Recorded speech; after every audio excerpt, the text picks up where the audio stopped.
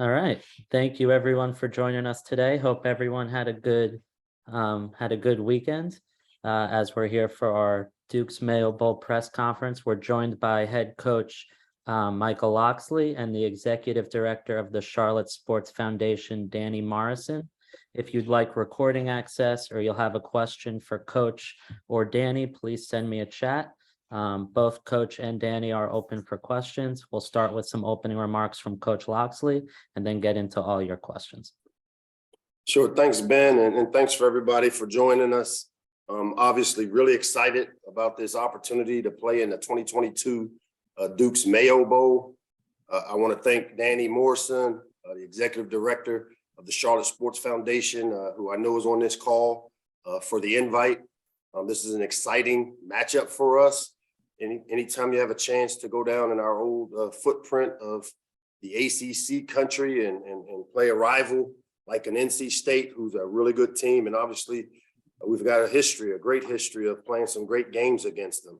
I think our overall series is tied up at 33-4. And so what a great opportunity. I love that our fans during the holiday season will have an opportunity to come down, conveniently drive down, fly in down to Charlotte to take on a great game between, like I said, two former ACC rivals. I know as a coach, I'm excited because of the extra practices that come along with this opportunity, as well as us still recruiting down in that region of the country, an opportunity to take the Maryland brand down to North Carolina. But most of all, I'm happy for our players. They've earned the right. They've laid a tremendous foundation that we're excited to build upon, and our seniors to be able to go out with an opportunity to play a really great game down in Charlotte. To me, it's really what it's all about. It's rewarding this 2022 football family, as well as the seniors that have exhausted their eligibility. And we're looking forward to a great week in Charlotte, as well as playing a great game in an NFL stadium. And so with that, I'll open it up for any questions. Thanks, Coach. Reminder to please send me a chat if you have a question. And then when you ask the question, just please address who it's for, whether it be Coach or Danny Morrison. We'll start with Ryan McFadden. Hey, Coach. First, I hope you're enjoying that cigar and wine from Tio and Ocho Cinco. But I wanted to ask about Talia. I know he got banged up quite a bit down the stretch. I was wondering, is there expectations for him to play in this bowl game, or if he's willing to, is he going to opt out due to health concerns or whatnot? No, not at all. He's been practicing. We've had two practices last week, kind of to get him back going. His injuries have not been major injuries. He came back and finished the game, obviously, against Rutgers and broke the record there. So, the expectation is Talia's been here working with the team, partaking in all of our PRP, player run practices, as well as our bowl prep. So really excited for him to be able to continue playing in a Maryland uniform. And I know he's excited about it as well, to be able to go down to Charlotte. We'll go to Alex Flum. Coach Locks, how's it going? What's up, Alex? How are you? Not too much. I'm good. As you guys found out about this bowl game today, for you guys, Ohio State and Michigan also both making the college football playoff game. I'm just curious for you, just getting this another good bowl game for you guys, second year in a row, and also seeing that there's two teams in the college football playoff that you guys went toe-to-toe with and nearly beat. I mean, just how much pride does that give you in this program right now, and how much optimism does it give you for what you're trying to build? I think the pride we have is not about almost beating, because that's not where the direction we're trying to take this thing. I think what it did was it shows the trajectory of what our program can be and what we're headed toward. But obviously, two strong teams really, I think, solidifies and stamps that the Big Ten is one of the, if not the best conference in college football. And each week we get a chance to play teams in this league, and they prepare us for opportunities like the one we have down in Charlotte with the Duke's Mayo Bowl. Really happy to see us get two teams in there from the Big Ten. It's a tough league, especially on the eastern side of the division in which we've had to play. We're just really thankful that we've earned the opportunity to play in another great bowl game in back-to-back years. Like you talked about, playing two of our top teams close, but that's, like I said, that's not what we're about. I think if anything, it shows the trajectory of what we can be and what we're working towards becoming. So looking forward to getting down to Charlotte and continuing to build this thing. Thank you. Yep. We'll go to Emily Giambava. Hey, Mike, the stockings are a nice touch in there too. Oh, thank you. The best is ahead. So I was just gonna ask, you always talk about how important this is for the young players. What specifically are you hoping to see out of them in terms of their development through these next few weeks of practice?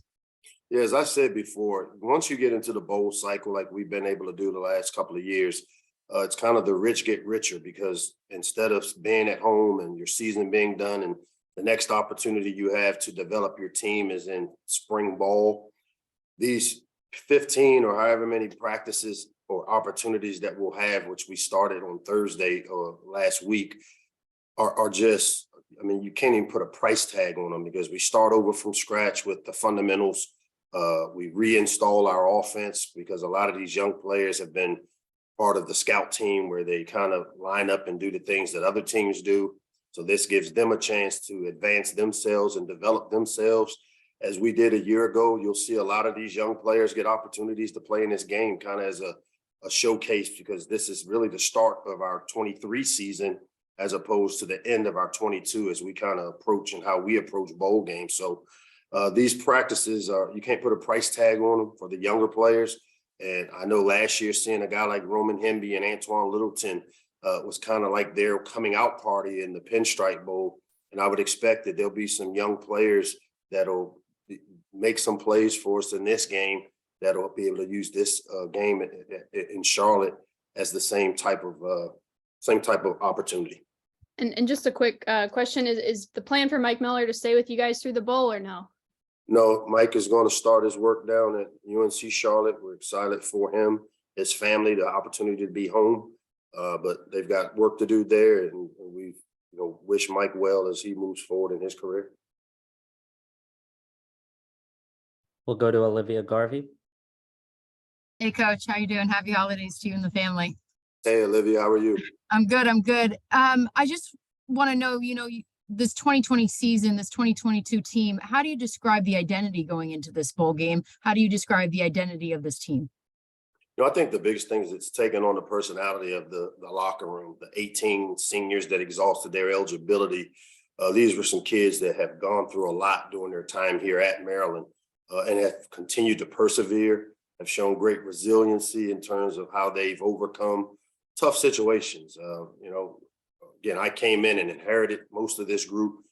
For some of the guys that I brought in, that came in with me as we finished year 4, they all have bought into what it takes to build a championship program. And it starts with the 18 guys that have exhausted their eligibility, that they've given the blood, sweat, and tears.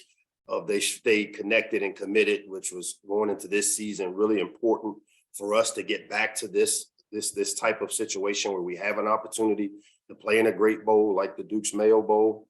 And a lot of credit goes to these players, which is what this bowl game is a reward for them. But make no mistake, the goal is to go down and put our best foot forward to try to find a way to get the extra win. And Emily asked about the younger players. What about the older players? This is their final game. What is your message to them as they say goodbye after the bowl game? I think the big piece is that they know how much they've meant to this program and the direction that it's headed. And as I committed to those guys, as we continue to try to build a Big Ten championship caliber team, we'll be forever indebted to the work that these guys put in, the commitment that they put in, the leadership they have provided, which have afforded us this opportunity December 30th. Thanks, Coach. We'll go to Varun. Hey, Coach, how are you? Hey, Varun, how you doing, man? Doing good, doing good. Wanted to ask, you said how last year the bowl game helped you guys and the impact that you get where it's not just spring ball is your next time to get back with these players. Last year was your first year in the bowl game with this group of players. Where did you see the biggest growth because of that? Well, I think probably the development of our younger players. When you bring young guys in, and with this day and age of transfer portal, instant eligibility, you don't have them long enough to necessarily always develop them for 3 or 4 years. And so everything has been expedited. And so what we've been able to do is take these opportunities from a bowl practice standpoint to really develop these guys to where they can make an impact in a game like the one we'll have against NC State. And like I said, that's something you can't put a price tag on. And it really helps players who are trying to create value for themselves with the type of practices that they're able to have going into the bowl game. And any update on Rakim Jarrett's status for the bowl game? Still no update yet. Okay. Thank you. No problem. We'll go to Winston Helton. Hey, Coach Locks. First off, congratulations to you and the boys. I actually wanted to get to Danny first. Danny, what was the draw with Maryland? What interested you guys in this Maryland team? Well, first of all, congratulations to Coach Locksley, and we couldn't be more excited about this matchup. A lot of it's already been referenced about the old ACC ties and 33-33-4, and a really good NC State team that finished the year with a win over North Carolina, and already have referenced the Maryland games against 2 of the top 4 teams in the country. And so we just think it's a great matchup for Maryland fans. I think they'll really enjoy Charlotte. It's a wonderful uptown, a lot of things to do. You park your car, you walk everywhere. And it's just, we had Clemson, Georgia in here to open the season a couple of years ago. Of course, we've had the bowl games, neutral site games, and people that come to Charlotte, they really embrace the experience and have a fun time. And it's just the proximity to everything, I think, is a differentiator for the city, as well as all the things that there are to do. So we think it's a great matchup.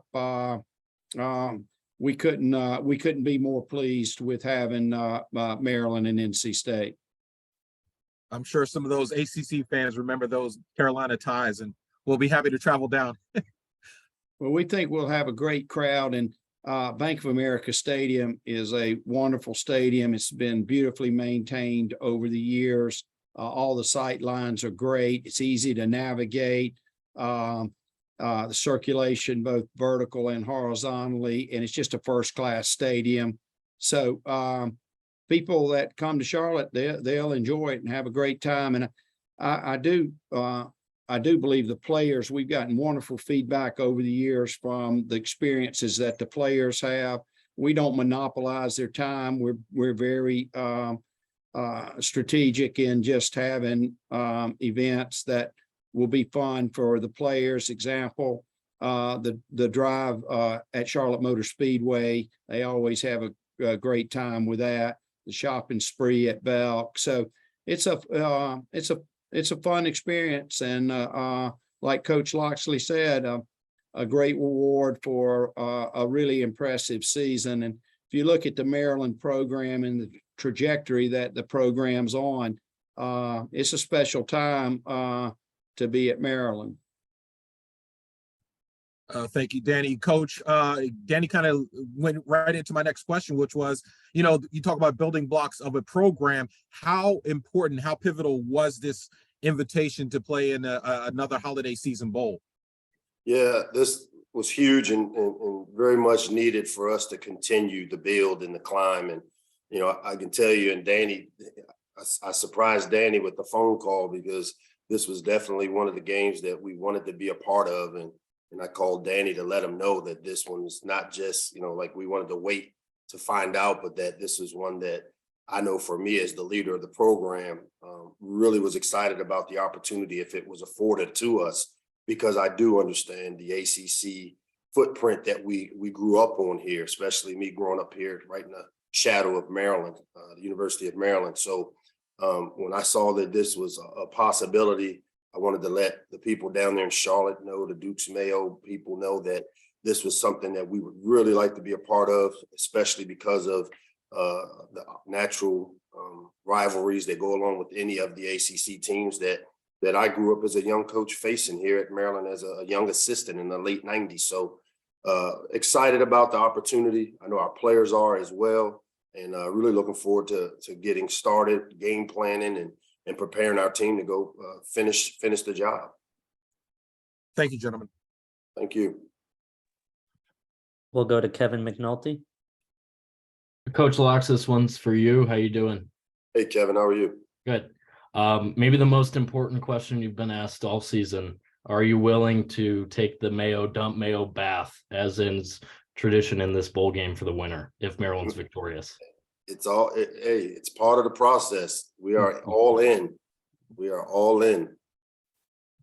And what was this process like for you over the past week? You know, you said you got the players back in there on Thursday, but waiting to hear where you were going. Was it easy for you guys to just take care of business at home and not worry about wondering where you're going? Yeah, because we're big on worrying about the things we can control. We know that we had no control over where we would be invited, but there's no doubt we had a place, which I can tell you it was to be able to go to Charlotte, a place that I thought would be a great fit for our football family, our extended families, as they try to navigate the holidays and getting down to the bowl to see their loved ones play in it. Kind of like a year ago going to New York. It's an easy trip, but except this one, we're going south, and we're trying to order some great weather. So hopefully Danny can control the weather for us down there. But you know, for us, the players had about 4 days off after the Rutgers game. We got in to get them moving around Thursday, Friday, kind of took on what we call our OTA practices, where we did a lot of individual work, a lot of back to the basics, where, you know, when you get better fundamentally as a player, we'll get better collectively.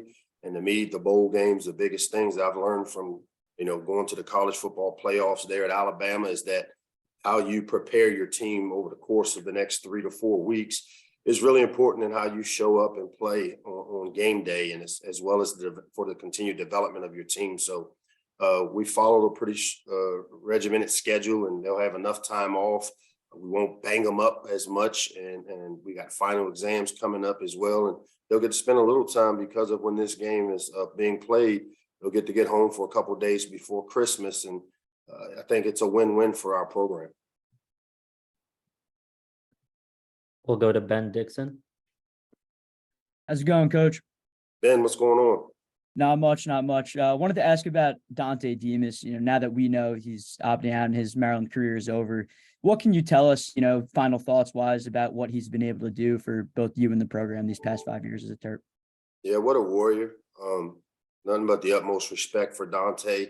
I know for him this season, statistically, maybe didn't match up to what he would like, but I thought he played an integral role in us getting back to where we are today. The leadership this kid provided, when you talk about guys and perseverance and resiliency, I mean, he's the poster child for those words because of what he's gone through during his time here at Maryland, and overcoming the injury to get back in time to even play this year. I have no idea just what it took to be able to do that. And I've got the utmost respect for Dante and the way he's led this team as one of our leaders. And again, we wish him well as he moves on to the next chapter, which in my opinion will be playing on Sundays and having a great career. And going off that, now that we know at least he and Jacob aren't going to play in this game, does the opportunity for your young wide receivers, obviously have a bunch of freshmen who've been able to contribute a little bit, kind of remind you of what you had with Roman and Antoine last year in the Pinstripe Bowl? There's no doubt. This is why we prepare our team this way. You guys ask all the time when we rotate players a lot. We play guys like Octavian Smith all year long. You've seen, you know, Punch Shalik Knott, who's from right there in Charlotte, get very meaningful minutes, as well as Leon Houghton and the way he's been able to continue to develop with Ty Felton. So, you know, depending on where Rakim is with his injury, we feel like we're in a good space. You know, anybody that has seen this offense, when it's clicking, knows that it's, you know, we go how the quarterback goes, and we'll always have skilled guys that have the ability to make plays for us. And the expectation is that the young receivers, because of the opportunities presented to them, will take full advantage of these. And I know they're excited about the, you know, the added work that they'll be able to get.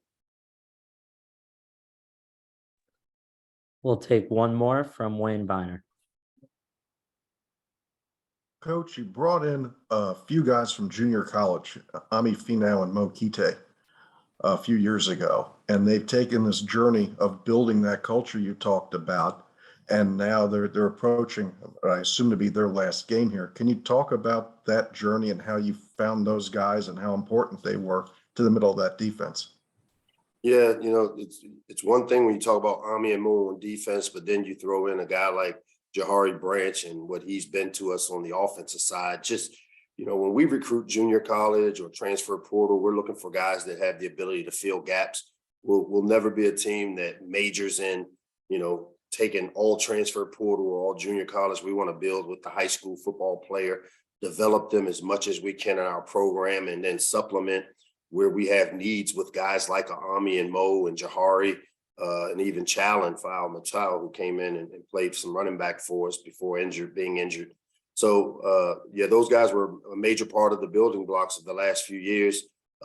There's a chance this may not be Mo's last time playing as a Terp as we continue to work. He does have 1 year left, possibly. And, I know he'll be making a decision here, which I think, he's leaning toward coming back and building on an opportunity to create value for himself. So excited about that and excited about what those guys have been able to add to our program. All right. Thanks, everyone. Thanks, Coach. Thanks, Danny. We will have our on-campus Dukes Mayo Bowl media availability next Tuesday, December 13th at noon. So mark your calendars for that, and we'll see you then. Thanks a lot, guys. Thank you.